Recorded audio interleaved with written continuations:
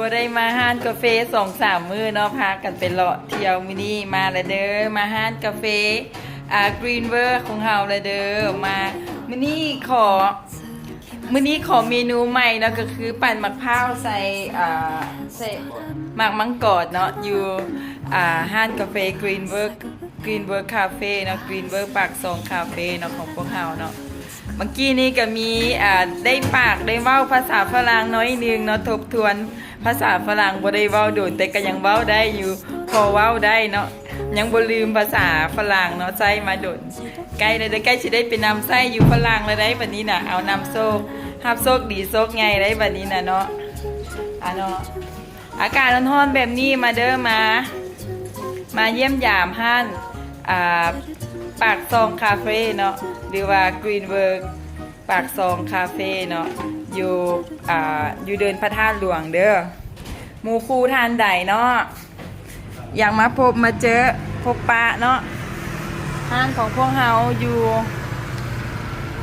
หลังเดินพระธาตุหลวงเด้อหลังเดินพระธาตุหลวงเบื้องหลัง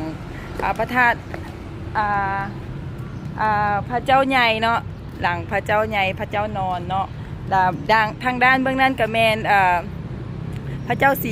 รีสัตนคราชเนาะหรือว่าองค์ปู่พญานาคเนาะก็มาขอพรแล้วก็มากินกาแฟอยู่หรือว่ามากินน้ำปอกน้ำปั่นอีกอย่างได้เด้อ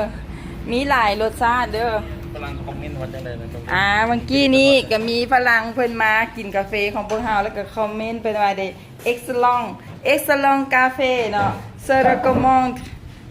je recommande le viando เนาะเอาจักถึกบ่ถึกเด้อจากฝรั่งเมื่อกี้มีกรุ๊ปฝรั่งมาเนาะเ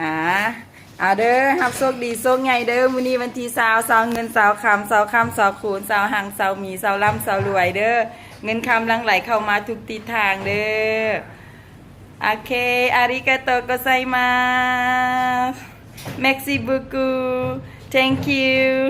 ขอบใจหลายๆเด้อ love you